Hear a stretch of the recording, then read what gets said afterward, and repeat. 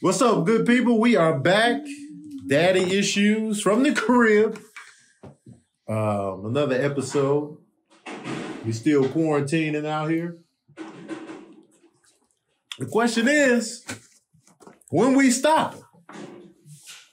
I don't know. I've already been loosening up on mine. I've been on mom's the last 2 weekends. I'm in no hurry to go back into the community. Just in no hurry. I was like, I know everybody gonna rush back to be in each other's faces. I'm gonna wait that out. Nah, other than work in the gym, I don't care to be out like that just for no reason. I'm definitely holding back on the gym because it's so unsanitary to begin with. The gym will probably be my last pull-up.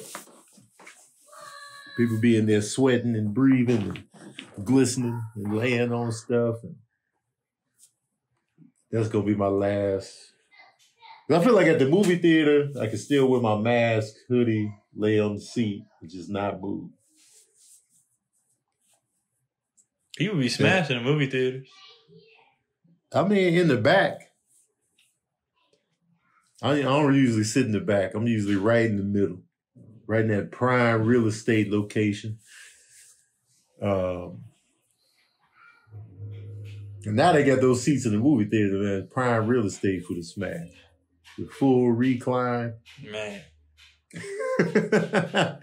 They got movie theaters where they give you blankets and stuff. You just be fully laid out, man. That's Smash City.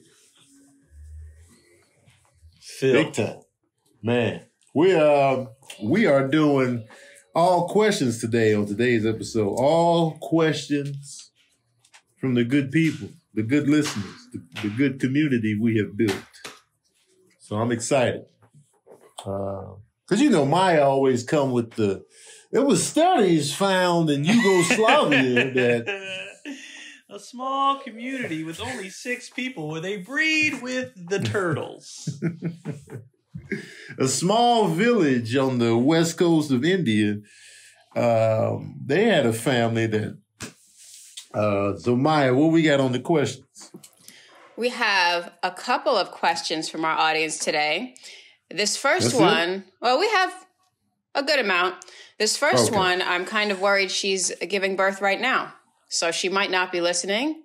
But congratulations, Candid Cammy 215. She writes, getting ready to deliver a baby boy next week and wanting to know, do you remember how that experience went for yourselves?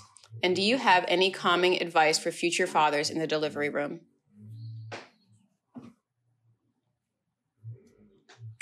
In the delivery room? Mm-hmm. Just do what you're told, I guess. That's what I was doing. The only thing I hated about both of ours, we didn't get to do the whole movie, my water broke, and the whole scramble for the bags and get in the car, my wife's having a baby. We didn't do none of that because both times she had to be induced because we was at the 2-week point and it was like, all right, let's get them out of here. Both my kids was lazy. So there was no water break. There was none of that. So that experience we didn't get to do, the bags packed and all that, which I wanted to do really bad because I wanted to see how calm I would be in that situation.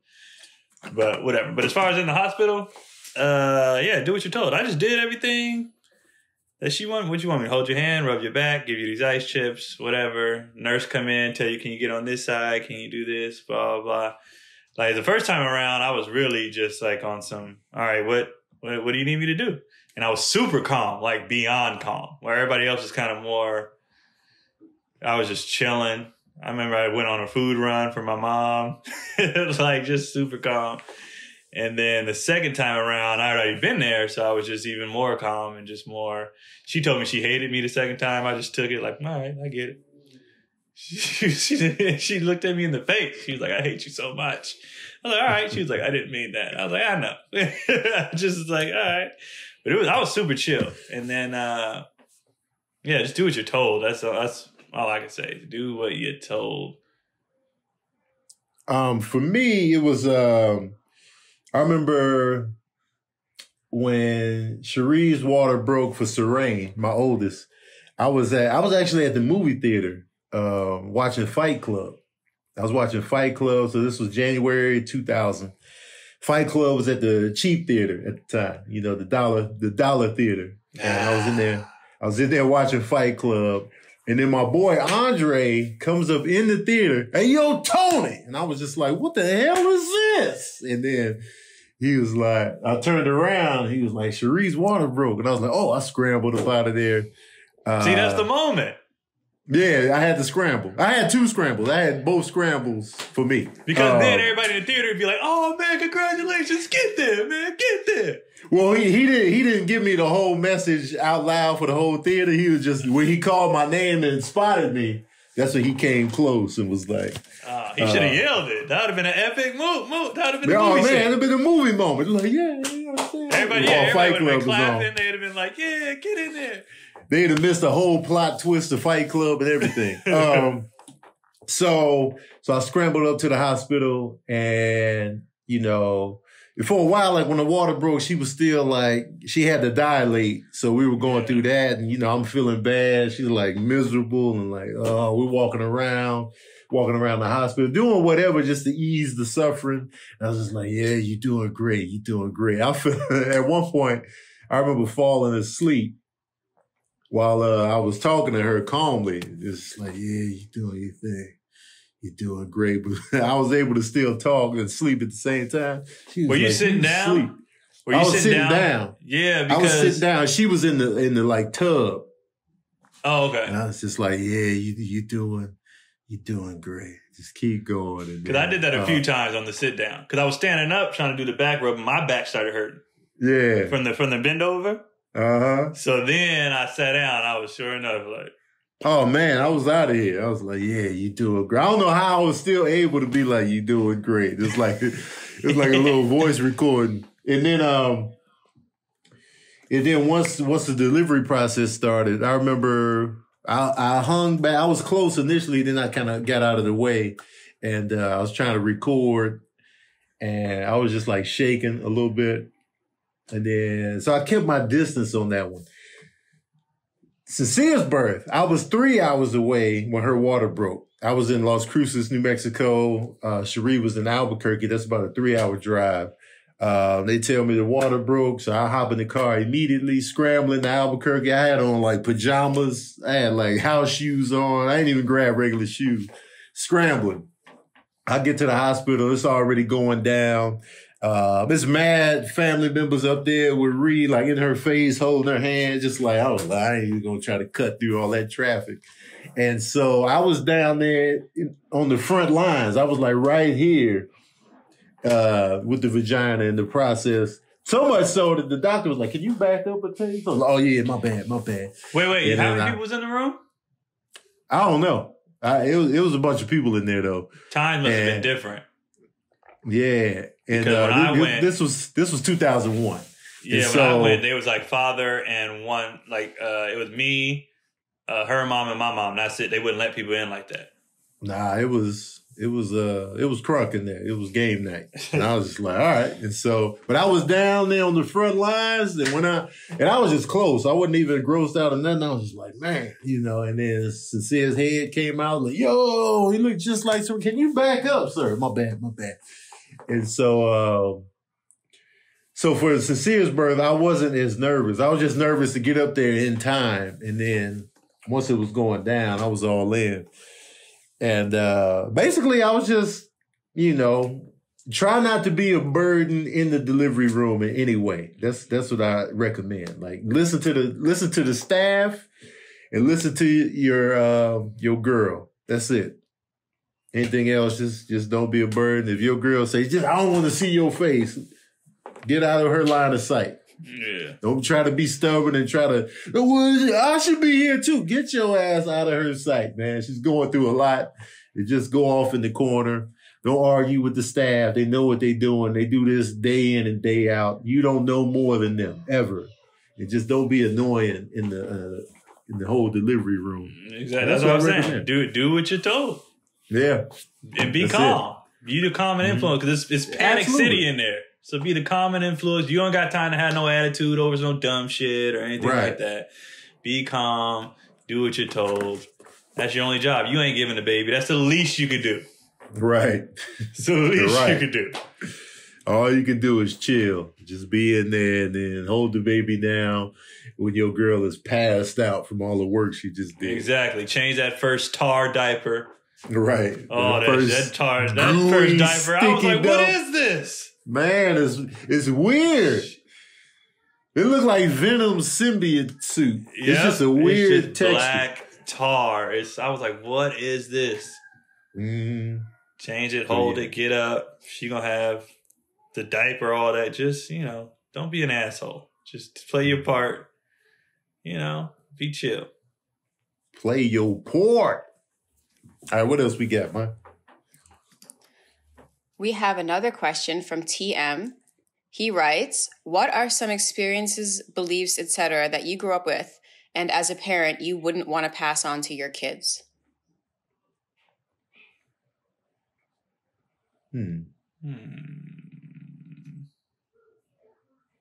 What is it, beliefs or experiences? Yeah, it can be like mindset, this is what I'm assuming. It could be religious. It could be like where you go after you die. It could be like you're supposed to tip the waiter 20%. Just sort of any sort of programming your parents gave you that you're like, no, this was bad programming. I'm going to give better programming to my kids. I don't know if my parents did anything bad, but there's some things that I just, because times like we've talked about it before, just to not being so much the overseer and just like explaining why you're doing stuff. Explaining like conversations, like they still gonna be that respect factor off top, but just like I know Black parents love the, because I said so, but it's like that don't help me. That don't help to know why this is going down like this, and I get parents also use that because they just tired of the shit at the time, and they just like just leave me alone because I said so. But that's one thing I really want to let them know why I'm saying whatever that I'm doing, just the communicative part. So they just like, Dad's a jerk. But it's like, no, there's a reason I'm doing, A, B, and C. Other than that, though, I mean, my parents, it was cool.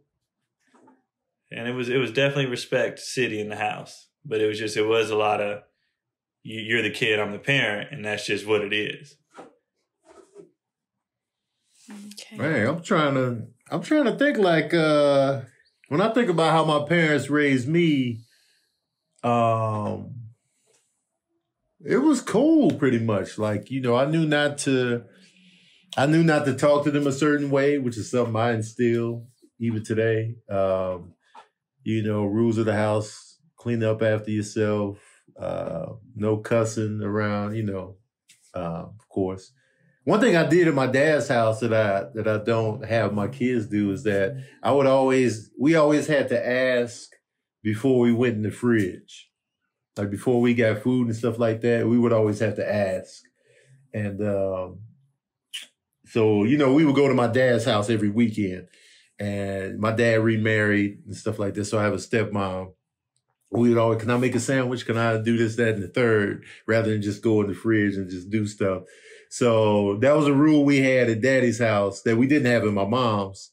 And it didn't really bother me, to be honest with you. But I never kept it going with my kids. It was just, something that we did at Dad's house. And we just got used to it. But what that instilled in me is just like, respect for other people's house and stuff like that. And even that translated into like when I go to people's houses, I just automatically start cleaning up like the kitchen. Like, Keon will tell you, I'll be at his house, I'll be in there gathering trash and just trying to straighten up a little bit. Usually I get kicked out and be like, man, get out of here, man. What are you doing? I just want to do the dishes real quick.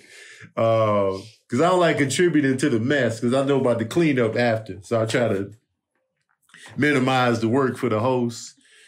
Yeah, that's why I'm always in the kitchen during game nights. Because I clean as we're going, so I don't have that big cleanup at the end. Mm-hmm. You be in the kitchen too much though, man. Get in the living room at least once. But it's gonna pile up. Right, just for one game, get in the living room. You be in the kitchen every time. Not for Taboo. Taboo, I'll be in the living room. Taboo, yeah. Well, werewolf time, you be in that kitchen in the corner every time. Because werewolf is always towards the end, and that's when I start the cleanup. If we jumped out the gate with werewolf, I would be in the mix. But once I start the cleanup, I'm like, I got to be in this kitchen. Right. Or people want more snacks. And last time we was baking more cookies because people wanted more snacks. We was like, all right, well, this is what we do. Game nights, man. The weight game. I'm doing that. As soon as they say, I mean, we back out here, I'm throwing a game night. Well, yeah, I got nothing on the belief to. Even at my dad's house, we had to go to church.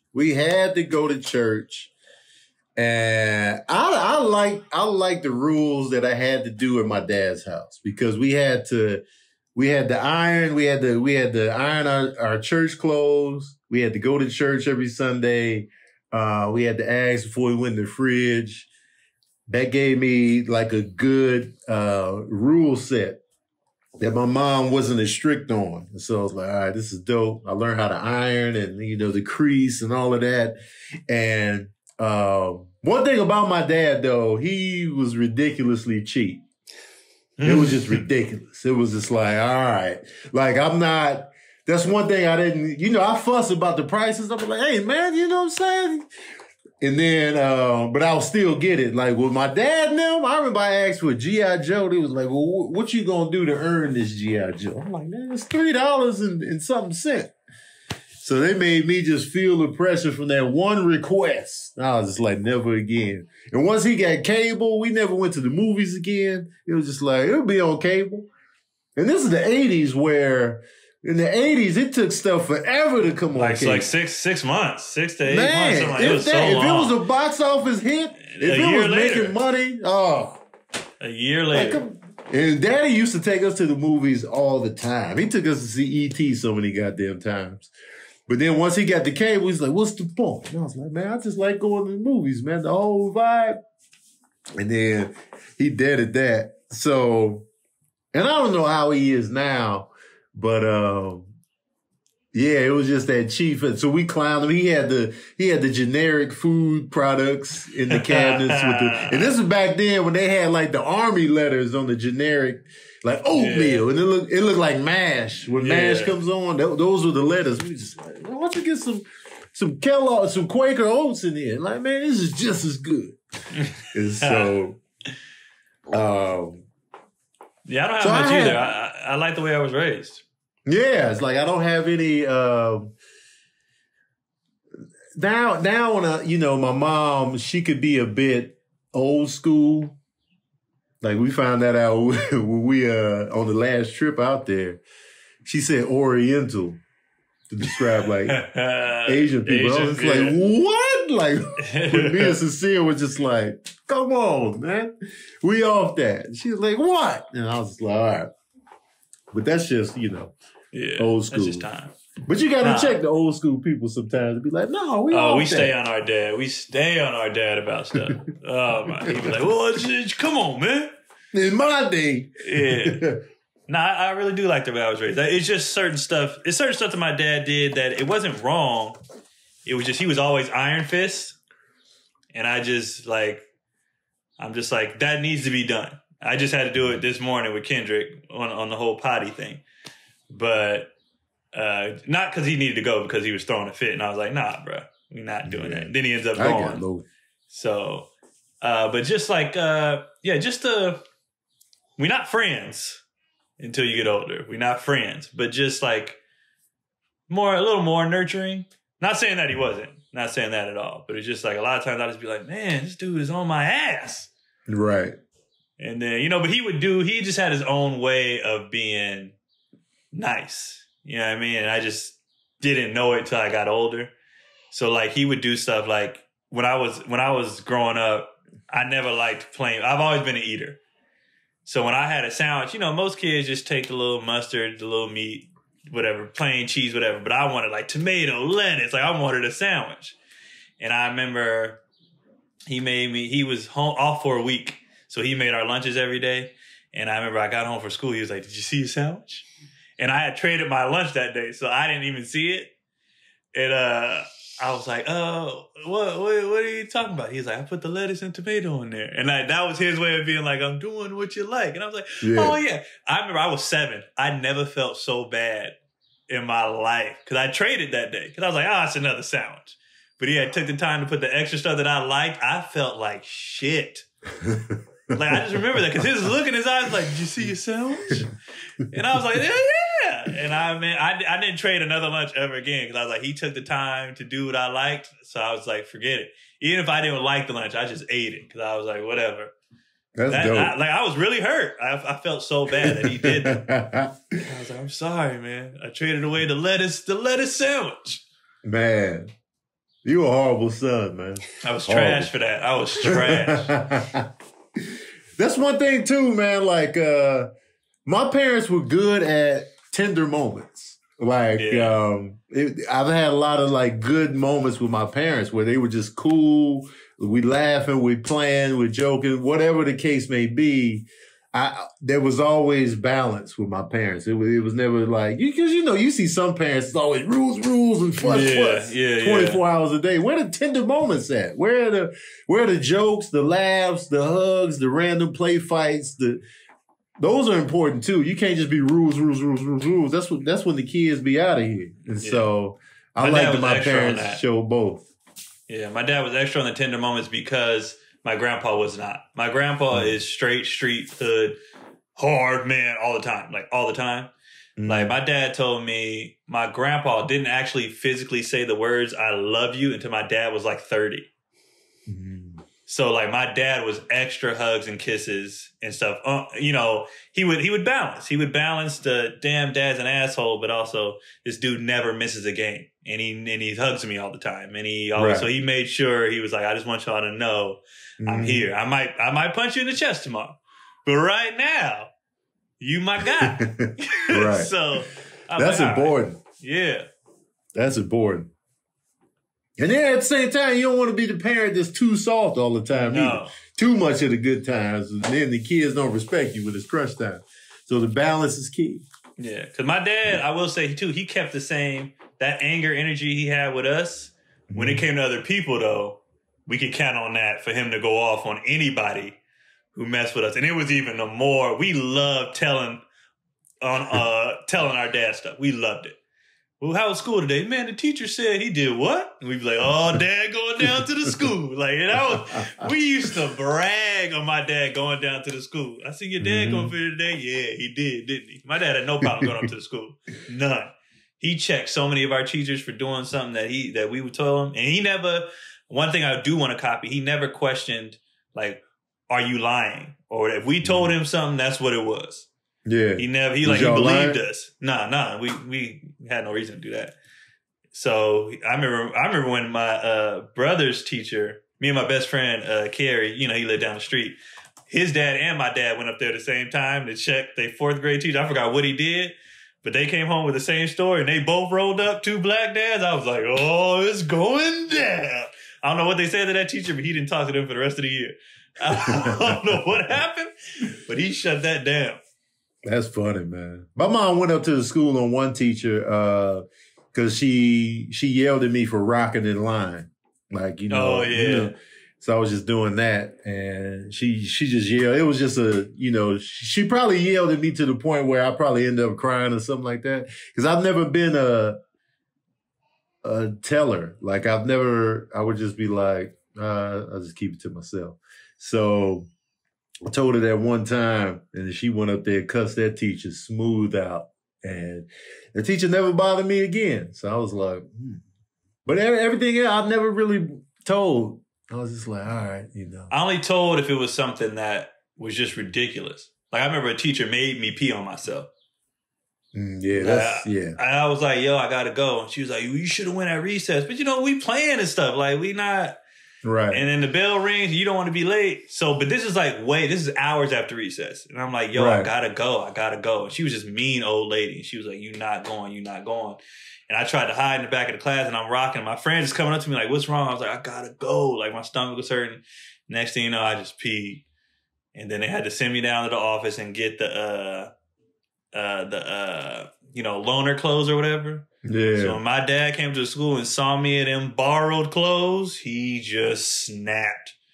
and he went off on the principal, all the administrators in the office, which I felt bad because they didn't have nothing to do with it. He went off there, then he walked me down the hall to the classroom, and he talked to that teacher, and she was like an old lady, and I've seen the fear, like where she was like, just don't kill me. And he was going off. And he was like, if you got to go to the bathroom, you don't have to ask her shit. You do whatever you... I was like, he went off. And from that day... That's what she get. Yeah. And from that day forward, I never asked to go to the bathroom again. I would just get up. She'd be like, where you going? I'd be like, to the bathroom. She'd be like, all right. He went off. He scared everybody at that school. I didn't have to do nothing else after that. When you peed on yourself, what was her energy like? She got mad. She was pissed off. And I'm embarrassed. I'm mad because I'm old enough not to do this. I think I was like in second grade. I'm not peeing on myself no more in second grade. Right. And I did that in front of the whole class, so I'm embarrassed. She mad at me. She's like, oh, God, now I got to clean this up. And I'm like, I told you. She big trash. Yeah. And so the class is looking at me, but I felt like everybody hated her. So even my classmates weren't like, you peed on yourself. Like, they was like, look what you made him do. You know what I mean? Right. Like, they wasn't even like, and my dad came up there, and went nuts. And I remember that day driving home, I was just looking at him like, man, this is my hero, man. Like, I'm glad she got cussed out. She got cussed. I'm glad threatened. he went to the source too. I'm glad he went to her. He did. He was like, where's she at? We went to the classroom. He went nuts. Yeah. And she was just like, oh, I'm sorry. I remember her, the old people got that turkey neck throat. I just remember her being like, and it was jiggling. She was scared. I was like, yes. That's what she get, man. Hell yeah. Trash. Anyway, we got another question. We sure do. Jasmine Collins asks, what do you think about parents who send their children to boarding school? Some begin boarding school as young as 5 years old.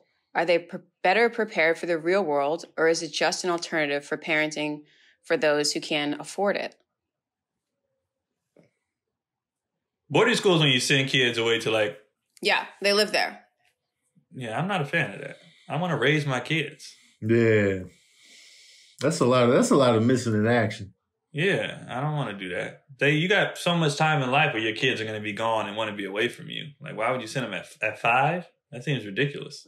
5 is very young. Yeah, it sounds like you don't want to be with your kids. It sounds like you don't like them. I can see those instances where the kids are just too much. They just horrible kids. You going to boarding school, you mess up again, and then they do it. And then, but like stuff like 5? Man. It used to be more common than it is. I remember reading, Dan Carlin just had a book out, and he was saying that up until 1900, the rich people would just send their kids to be raised by wet nurses, boarding school. Because rich people don't like their kids. I say that rich people don't like their kids. They don't like them. They are in the way, and they just be like, these kids. They're in the way of that money. Yeah, they don't like them. When I worked in them rich neighborhoods, and all the parents were trash, every last one of them. Do you think they didn't like themselves, and that's why they didn't like their children?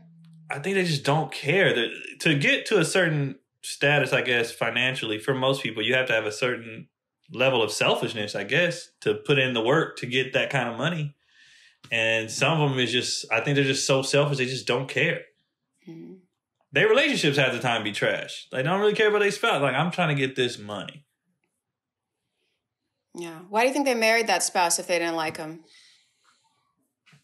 Money? They were looking at the time. They was having fun at the time. The kid. And sometimes the spouses is cool. And it's just the kid came in and messed it up. Whatever.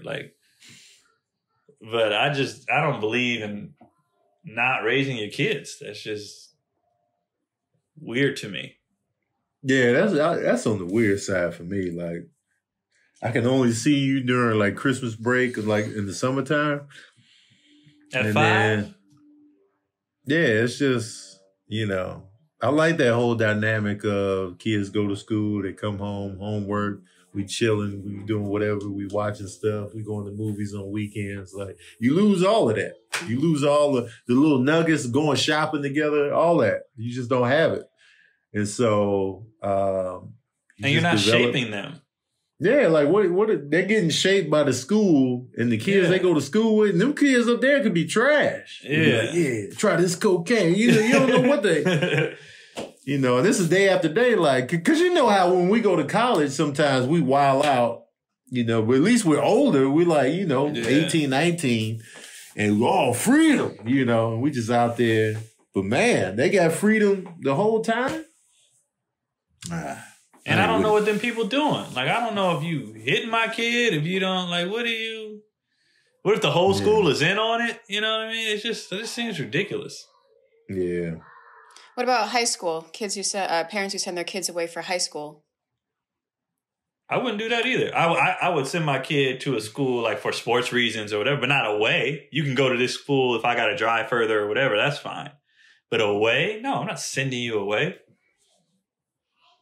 If my kid wanted to go in high school, if he really wanted to go to this particular school, he's like, man, I really want to go. They got this, that, and that. I'll be like, all right, man, but you going to be gone. He's like, I could do it, Dad. I would probably do it then, but they would have to really campaign for it themselves to be like, I really want to go to this school. Please. I'd be like, all right. But I'd be like, but for me to be like, you going to this school, but I don't want to, you going. Like, nah, man. A lot of these private high schools, a lot of these boarding schools will set your kid up for extreme success, at least in the high school. I don't know about the younger kids, but if you get into like Exeter or something, that's you're hobnobbing with the oligarchs. So you have a really good chance of extreme success in life. I'm not saying I would do it, but if your kid gets into one of those schools and they're willing to give scholarships for high school, you just got to think about it. I wouldn't dismiss it if it was special reasons. Like I said, athletics, a great educational program, something that they want, like they're campaigning for your kid to go. Your kid is interested, but I'm just talking about like you just sick of them and send them off. No, but if it's like just an automatic send off, but if it's a special thing, like where your kid has a talent or something, and the school can help your kid with that talent, your kid's like, man, I think this would be beneficial. Then we might even move to where you at. To help you do the school. But just sending your kid away just because you're like, get away. I'm just like, what is that?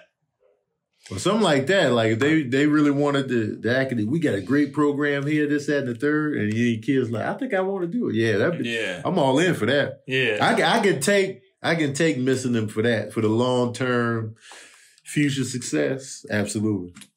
And like I said, knowing me, we moving. I'm getting an apartment in that area. Especially if it's like mad far, I'll be like, man, we pulling up. Yeah. I remember watching a documentary and they were saying how in, I think it's Finland, they don't have private schools. Everybody of every class goes to the same public school. And they're up in the world with like Singapore. That they have some of the best schools because you don't get to just be like, oh, screw poor people. We'll have our own schools. So they only have, so everyone's lot is in with the schools. Everybody's getting the same education. Everybody gets the same education. So their schools are great because these rich people can't. I like that. That makes sense. I like that, man. I like that a lot, actually. Yeah. That's why Singapore is so clean, man. Finland. One of the cleanest cities I've ever been to. But no, you said Singapore, and I was like, Singapore is mad clean. Singapore is the opposite. You can pay a lot to have your kid specially educated. But they'll beat you. Oh no, Singapore they have the best schools up there with Finland, but they do it differently in that there's a lot of private tutoring.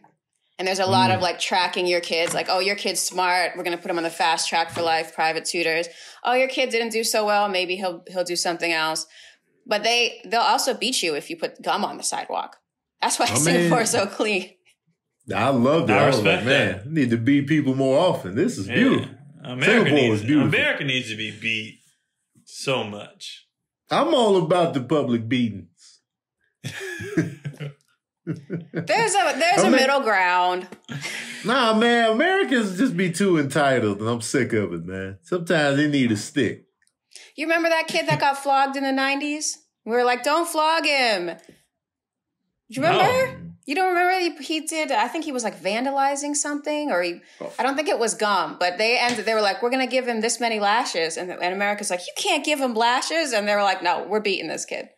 Oh, in Singapore. In Singapore, because he was an American. I do remember that story, because I remember my dad telling me, he's like, I've been to Singapore, and it's so clean. He was like, sometimes you got to give somebody some lashes. If you want, let's say, I feel like you should be hit if you litter.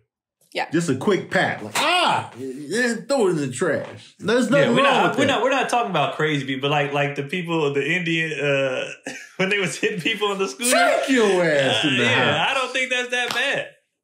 Me neither. There's a person who, because our street's all tree lined, they like to come and they like to eat their lunch in their car pretty much right in front of the house. And then when they're done, they put all their trash right outside the car. They should be hit for that. Because that's ridiculous. You're too old. They should be hit for that, man. Tony's trying to catch him. He'll be like, when he's home, he'll be like, who's litter in front of the house? Because he's trying to do that. But I'm like, you're not going to fight these people who are putting their trash in front of the house. Why not? He should. Because we're not. Tony got big old legs. One kick to the chest. That's it. Tony's strong, man. He's strong. One kick to the chest, I guarantee he will eat lunch somewhere else. You got to set the tone.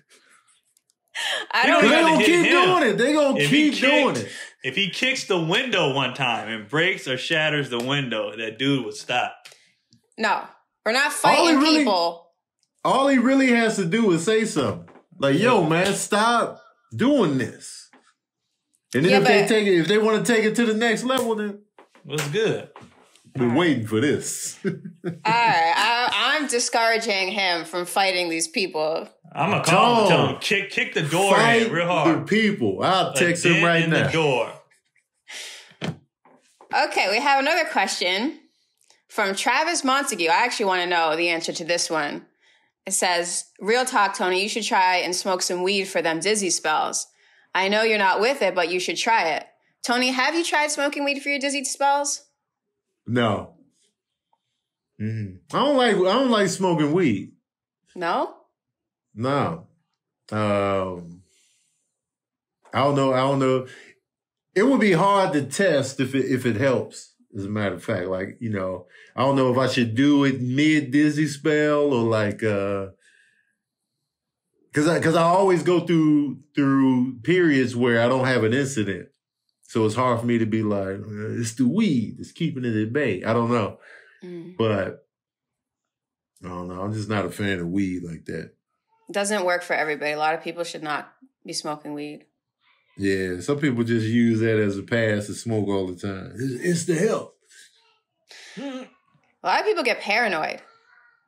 They get really paranoid if they smoke. It doesn't agree with everybody. The few times that I have smoked, one time I didn't like the way my lungs felt. One time we drank and got high simultaneously. So I was out of here. I was like, everything was funny. We were obliterated. That was a good time though. And then, I can't remember the last time I smoked weed. I think the last time I smoked weed, it felt like my lungs was closing up. I was like New Year's Eve 2000. And I only did it so my boys would quit smoking so much. I was like, if I smoke with y'all tonight, can y'all cut back on the smoke? And they'd be like, yeah. They didn't. They didn't hold up their end of the bargain. And I think that was the last time I actually smoked weed. It's different stuff now. You got to be careful with the stuff they have at the store right now. If you haven't smoked in 20 years, the stuff they have at the store, you wouldn't even recognize it.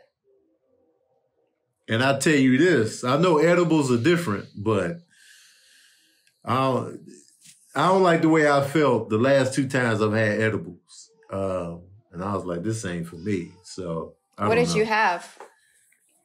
I don't remember. I remember one time there was like this edible Rice Krispie treat that me and Kanisha split.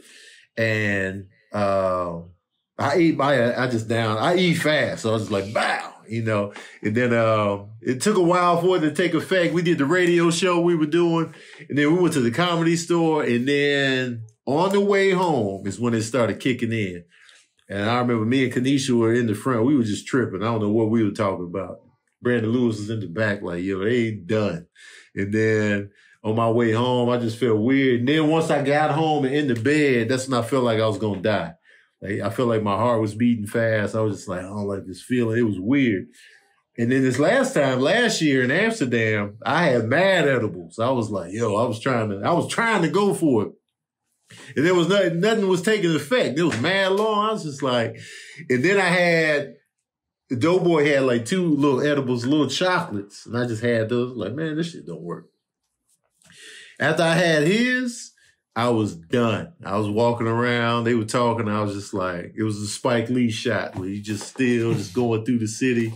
And then when I got back to my room, I had restless leg syndrome. I just couldn't get settled. I kept moving my legs. I was like, I can't do this. And so I was like, all right, that's it. You got to read the package. Yeah. Tried it. Edibles can get really, really dicey. You got to read that package. Sometimes, like I just bought a pack, it was 300 milligrams for the package. So if anyone knows anything about weed, that's 60 doses. Too damn much is what that is. Yeah. That is 60 doses of edible marijuana in a little package of gummies. So you got to be like, yeah. A tiny bit of that. The last time I did an edible, I was talking about being high on stage, and some dude, I was like, I do like edibles, and some dude in the crowd was like, I got some right here. He's like, you gonna take one? I was like, give me one of them. So I took, he had the gummies, the rings, and I took, I was like, what's the milligrams though? Because the last time I took one, it was 3 times, and I threw up. I got too high and threw up. So I was like, what's the milligrams? He was like, oh, these is, I forgot what they were. But I was like, okay, give me half. And I took half and I gave the other half to Matt Rife. And I got the perfect amount of high. I was like, I took the right amount. I'm good. Because if I'd ate that whole thing, I'd have been like, I don't want this. You can trip. I've thrown up twice. I've thrown up twice off edibles from taking too much because I didn't read. Or the person the second time, they didn't tell me that it was you're only supposed to take half. And I was like, oh, we just popped one of these? And it was like, I was done. I was high for like 7 hours. It was not fun. That's about right. It was the night I did. I had to go out for do Heart of the City. And 7 hour high, man. Yep. I thought it would wear off by the time I got to the audition, and it did not. I threw up right before I got on stage.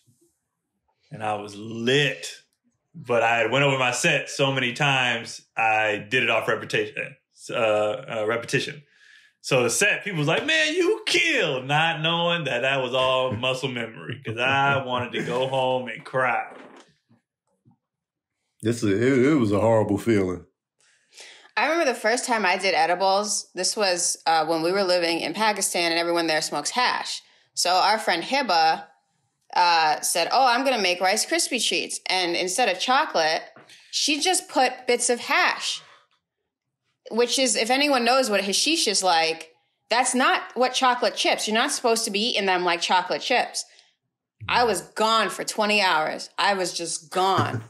Because she didn't know. She just was like, and threw it all in there. And we were just like, oh, shit, it's a Rice Krispie. Excuse my language. It's a Rice Krispie treat. Yeah. You got to be careful. You got to read the package. And there's people doing some homemade stuff. You just got to be like, well, how much did you use? No. Mm-hmm. And that was me in Amsterdam. I wasn't reading packages. I was just like, we out here. You only live once. I was in Amsterdam living. The only thing I didn't do was a prostitute. Everything else, I was like, let's try it, man. Cue it up. And then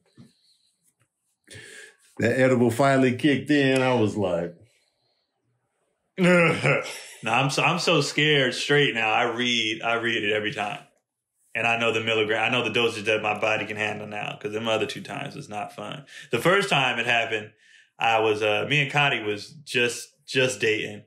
And she had went to work. And I had got a cookie from somebody at my show. People always giving me stuff. Mm-hmm. And I got a cookie. And I ate, it was like a little gingerbread. And I ate like the head off of the gingerbread man. And it wasn't kicking in. I was like, this ain't working. So I took like the arm or something. And after that, I got high and I was like, okay, good. And I just kept climbing and kept climbing and I just kept going up levels. And I was like, I'm done. And she finally got home. She was like, you are high as shit. And I was like, yeah, and I don't want to be like this anymore. So I went to lay down and we were still new. I didn't want her to see me weak. So I'll never forget this. She'll never forget it. We were laying in the bed. And I was like, hey, can you excuse me for a minute? I'm just going to go to the bathroom real quick. Like, that's exactly how I said it. I went to the bathroom. She said she could hear me in there, just like like I was throwing up. So I got up 5 times to throw up. I just couldn't. I was too hot. The room was spinning. I was just like, it was too much. Sound like a dizzy spell. It was too much. And I was like, all right. So from them 2 times, I ain't gonna make it a third. I'll be reading. And now those 2 times where I had the edibles, I felt like I wasn't gonna wake up the next day. I didn't like that. I felt like this is it. This is it. It just felt, and I never feel like that. Like, I've been through some wild, medical stuff, and I just never felt like I ain't gonna make it through this.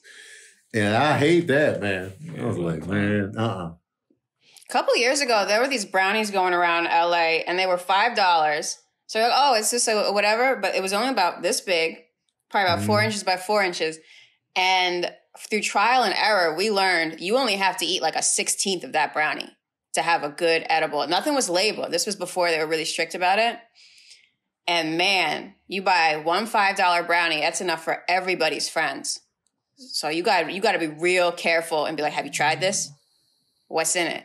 And then we ate, I think it was like 4 of us. Ended up eating half the brownie, left the other half out. And this small dog, a roommate's dog, back where the old house, he ate the brownie, the rest of the brownie.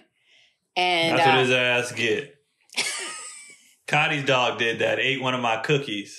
And was high for 3 days. Yep. He was pissed. He was pissing on himself. He didn't move. He couldn't get up. He was throwing up. He was done. And I was like, that's your ass get. You shouldn't have been in my stuff. She's like, she called me. I was on the road. She was like, you're trying to kill my dog. I was like, what are you talking about? He ate your goddamn cookie. My dog's gonna die. You've always hated him. You left it out on purpose. And you're trying to kill him. I was like, no, I didn't think he would get to that. And he was high for 3 days, shitting on himself. I mean, he would not move. I was like, that's what he get. Here's the thing, like, one thing about edibles, they need to just make them nasty. Like, don't make stuff good. Because I'm going to eat it. I'm an eater. Like, I eat it like, you give me a brown. I'm not like I'm going to just have a little bit of the brown. That's not how I eat. So even though it's an edible, I'm going to be like, it's a brownie, man. If it's more like a pill, I can do one pill and then move on with my day. But like, if it's a brownie and it's decent, I'm gonna be like, man, let me get another piece of that. And so, they need to just make edibles taste like Tylenol. Like protein bars? Yeah, something that's just not appealing. Don't be making it good all top and it's edible. No. Yeah. I'm gonna eat the whole thing. I would rather just take, like, edibles now, I just take, because some people be like, how much do I need and want to do it all at once? I'd rather take too little and add. So I'll take a little and be like, it's not working, and take a little more rather than just take this. I'm like, no, I don't trust that. Let me build up. I don't never want to feel sick, them 2 sicknesses again.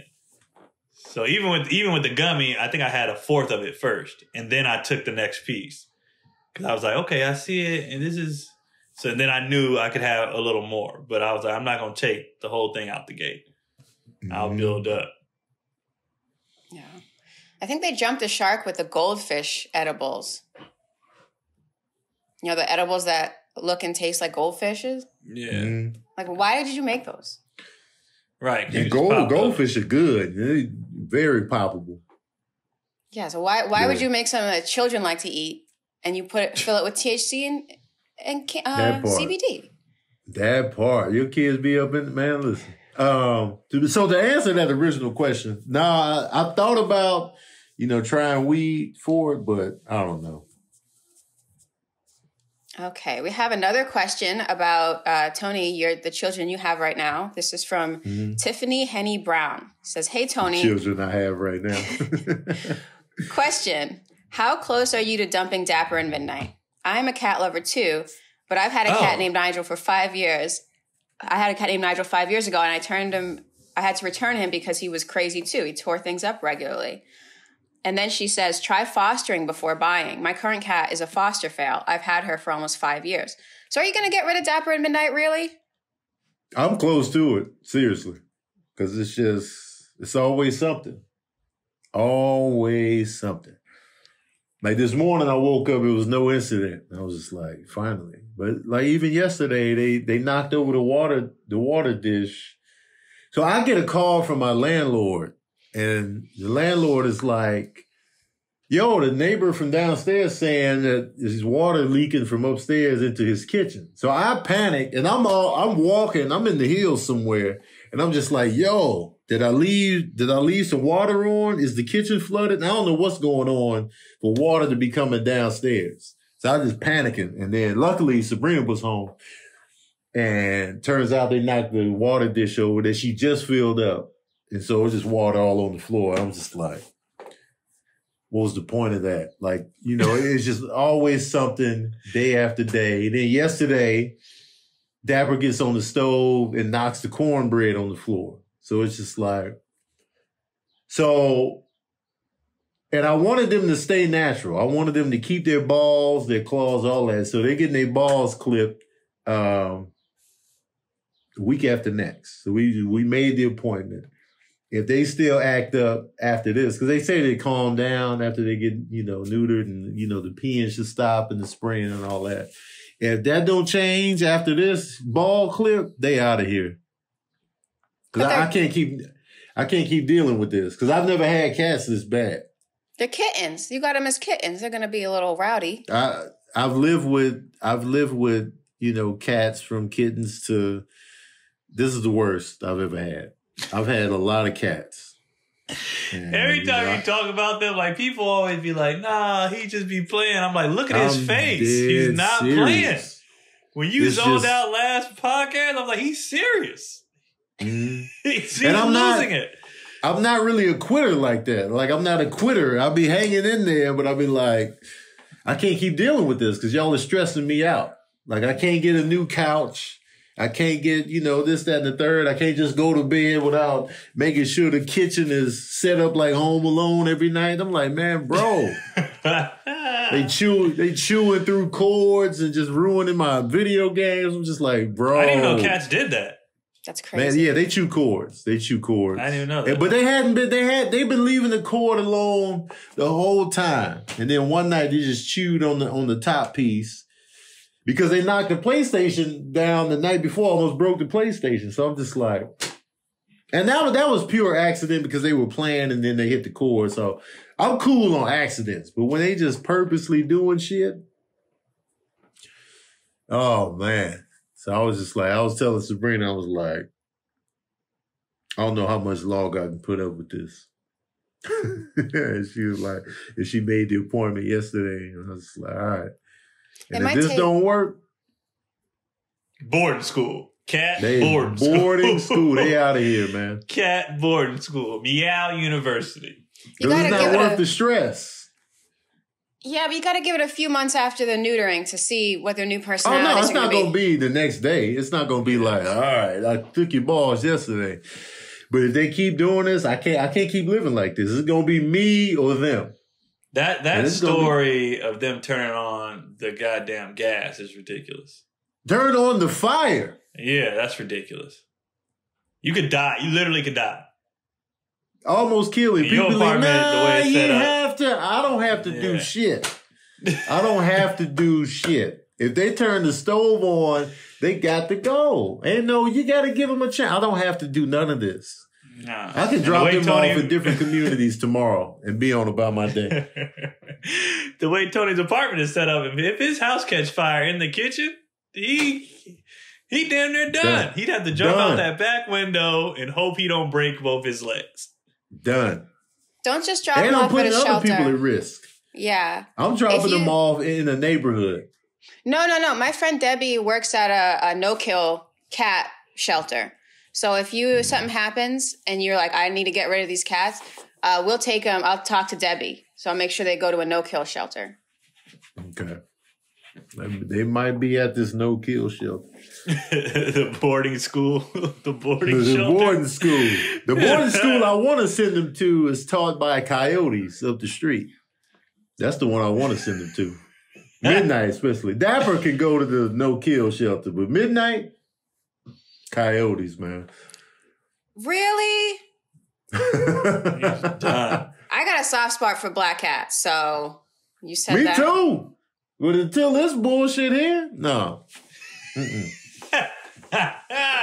Worst cat I've ever had. The fed upness is making me laugh. Oh, Just man. like, I hate them. They're becoming trigger words for me. Like when people bring up the cats, it kills my whole energy. You be like, you know what? I'm not so hungry anymore. Excuse me. I'm sorry to hear that. Taylor Johnson has a question. He asks, Tony, what was something that you and your kid's mom were on total opposite sides of when it came to your kids, and how did you work it out? As a single dad, this is probably the hardest part for me personally. You know what? Nothing really stands out in terms of, we've always been really good at like honoring the rules we set forth, even if we may or may not agree. Like, you know, the boys never ate pork growing up, and that was for me. And like, you know, Cherie never was like, let them eat, you know, it was never an issue. It was just like, all right, they don't eat pork. And then once they became 18, it was like, you can eat it if you want to. So they dabbled in it after that. But until then, they just never ate pork. And Ree has always been big on church and taking them to church all the time and stuff like that. I'm not really a church guy.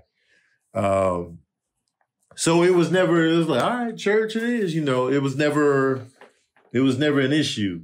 Did you go with them, or did they just go, the three of them? I would go on occasion, but it was like rare. You know what I mean? I remember my dad telling me, he's like, you should go to church with them all the time. I was just like, you know, I'm really not a church all the time guy. Like, you know, we went as kids, that's because I had to. But I like going every now and then, getting the word, feeling refreshed, and like, yeah, that was a good time. But every Sunday. I honestly agree with, like, I feel that way. When I became an adult, I stopped going as much. Mm-hmm. And the occasional go, it feels better. It's like all right. Mm-hmm. And then I want to take a couple months off again. And then the occasional, I always felt like I got more out of church than when I was going 3 times a week. Yeah, because it's just I was routine, just like, I don't want to be anything. here. Yeah, right. I don't want to be here. But when I would go on the occasional, like my mom would be like, y'all want to go? And we go. And me, Cotty, and the boys go. I'd be like, all right. Yeah. Yep. When I hit that occasional, I'd be like, yes, God is good. Man, that was a good time. And then, you know, I'm recharged. But that's really the only thing. We never really had issues like that. We were always good at like backing each other up. Like, what'd your mom say? You know, and I wouldn't violate that code. And she would do the same on her end. So it was just like, we've always been good at that. Whether when we were together and broken up, we always kept that, like, you know, that strictness. That's why I joked about it on stages. Like, whatever your mom said, I gotta back that up. So we've just always been good at that. And nothing really stands out in terms of me getting frustrated with the rules she had going. But I don't know. You talk to her, I hated how Tony did this. She might have a different story. But on my end, it was never, you know, an issue like that. I've always admired how you and Ree were as parents. Just like, even though y'all wasn't together, y'all was always on the same. Y'all just seemed real chill. Yeah. Like, I've seen so many ugly divorces, and y'all seemed like it was so chill. Mm-hmm. Ree is just a chill person in general. Yeah, like, she came to game night. I was like, yeah, she's just chill in general. So it's not like, you know, she'll be making a big deal out of stuff. So that just worked on the parental tip. Because, you know, sometimes a lot of parents make it about them more than the kids. Yeah. And so this is what I want, you know, and that's when the real problems and the headbutting and the headaches and the tug of war can start. It's really from the parents more so than anything else. So we always try to avoid that. The dreaded, you always get your way. It has nothing to do with the subject at hand. Like, so what if I always get my way? What's good for the kid right now? Right. Do you want to do one last question? Think we have time? Yeah, we do one more. Okay. Bray's son asks, hey, Tony, Keon, Maya, I really enjoyed this podcast. Thank you, Bray. He's watched all the episodes back to back, and he really vibes with it. I have a question. What is one of the best movie endings you have ever seen? The one that immediately comes to mind for me is The Mist. Good choice. Oh, that was a great ending. That was a great cold-blooded ending, man. I didn't see that coming. I was like, me neither.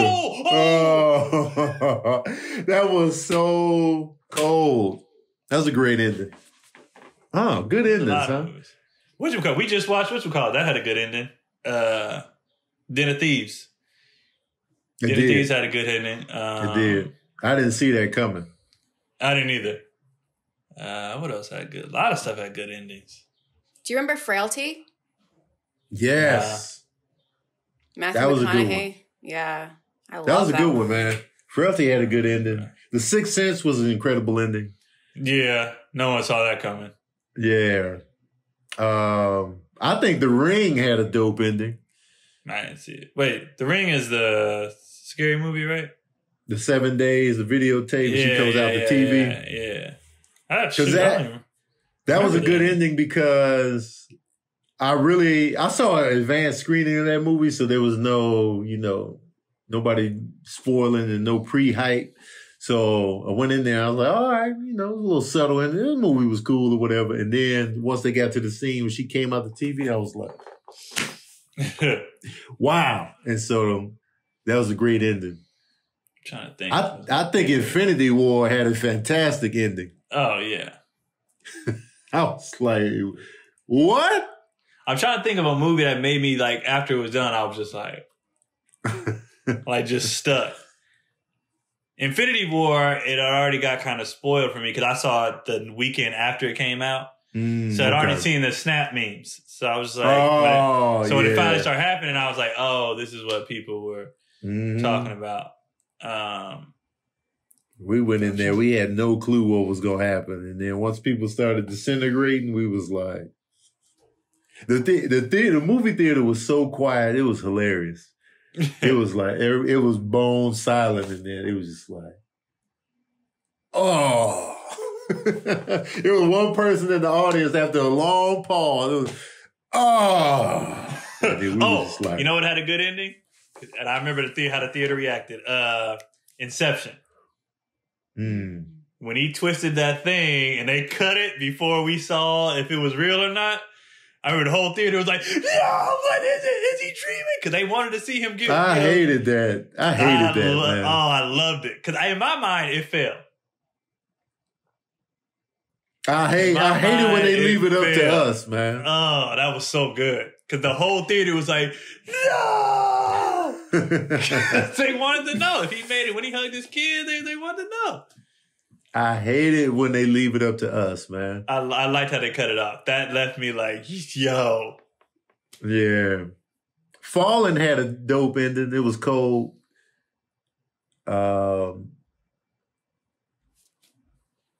the Joy Luck Club made me cry. And I don't cry like that, but the end of the Joy Luck Club. I never heard of it. I never saw that movie. I heard of it, but I never seen it. Oh, it's a ladies' film. It's about all these Asian women. And I never cry, but at the end of the Joy Luck Club, I sobbed. And I was like, what's happening? Why am I crying? But it was good. Never seen it. Trying to think of some good endings, man. I just like any ending that's not predictable. When they can catch me and I'm like, damn, I didn't see that coming. I like those endings. Or if the person I wants to win actually wins. Yeah, like Shawshank Redemption was a great ending. Because now you got to the point now where you don't even expect the person that you like to win because they just don't be doing that. So when they actually do win, I'll be like, yes. Yeah.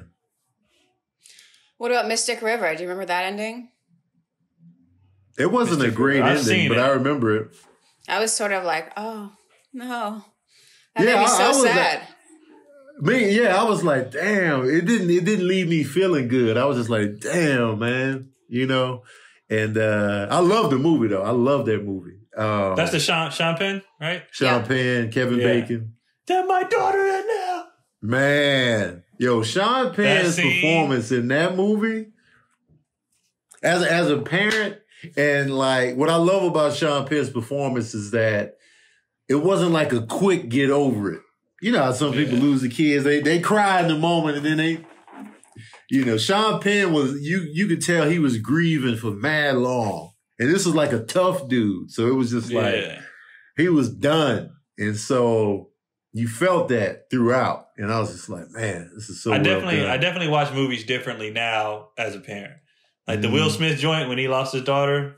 That movie, I don't know. I think I cried. I don't know because it definitely watered up.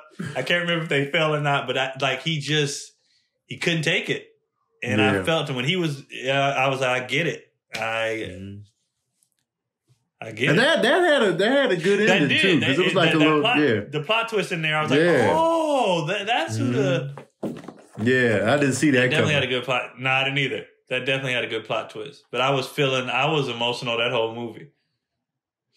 The Pursuit of Happiness had a great ending too. Yeah, when he got the job, but you knew that, like, it don't have. He didn't say a plot twist. He said a great ending. That's what I'm saying. I'm saying like sometimes the endings take away from me when I already know it's gonna happen. I felt I was waiting for the moment to where he was gonna get out of this, and when it finally came and how he reacted to it, I was just like, yes. I watch that. I go back and watch that ending, that scene every so often, man, just because I love it. I love Rudy. The moment. Oh, Rudy with the hat. I use that gift so much. Is this so funny? That hat. Oh man. We watched a comedy that we loved. You saw it. You reviewed it. The Death of Stalin. We loved that movie. No, I didn't review that. You didn't review Steve Buscemi stars? I've never seen it.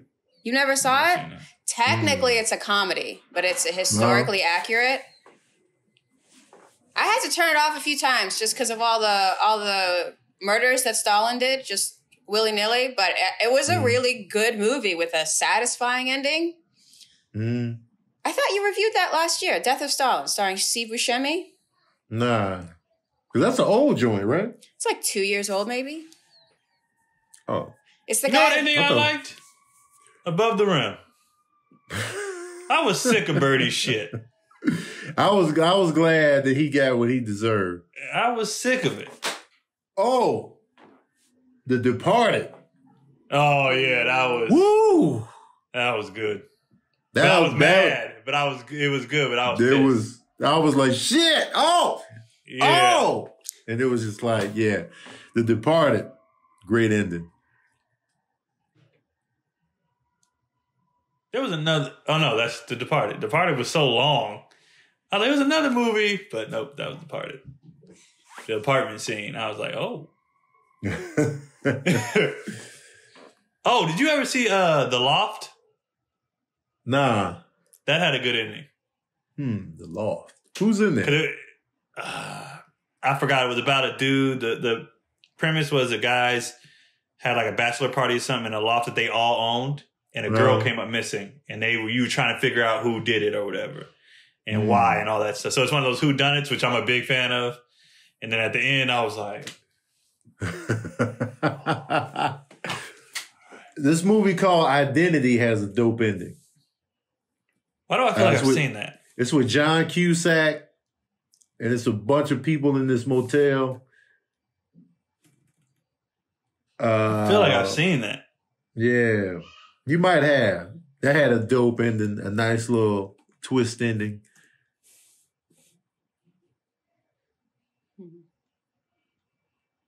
I did like the movie when they were all in the elevator and somebody was possessed by the devil and you were trying to figure out who it was. Devil. Oh. Yeah, I like that. That was a good movie. I don't movie. remember how it ended. I got to think about how it ended. Are we ruining endings for people? I don't know. Because if we tell people how it ended. Well, I didn't. That's why I didn't say anything. I was just like, I like it. Yeah. I mean, all these movies are old as hell, so it's kind of like, well, damn, you ain't seen them now. But I'm still like, Okay. Yeah, because I liked the end of of the devil too. That was a good movie. I was like, oh, okay. You know what it was too? Never mind. I want people to see it. Like I want people. I don't want to ruin endings for people because it doesn't matter if it's old or not. They're going to see it on streaming. Right. Well, yeah. I think we gave a pretty good list there. As usual, guys, thanks for the questions. If you got any more questions, no matter what they may be, ask us in the comment section on YouTube. We'll tackle them on the show. We still out here. I got no shows coming up. So we just out here, man. Yeah. You got anything, Keon? No, I personally don't have any shows up, but I've seen that people do have shows coming up, so hopefully soon. I've seen a couple people got dates. They only allow like 50 people in, though, like per show. Like seating is limited, but so hopefully soon. Other than that, subscribe to my YouTube. This year I actually started building my YouTube, so I'm actually putting stuff on there now. And I got some show ideas that actually I need to run by Valentino when we get done. So I'm about to start putting out a lot of content on my YouTube. That's not on my IG and other stuff. Yes, indeed. All right, y'all. Well, until next time, we out here.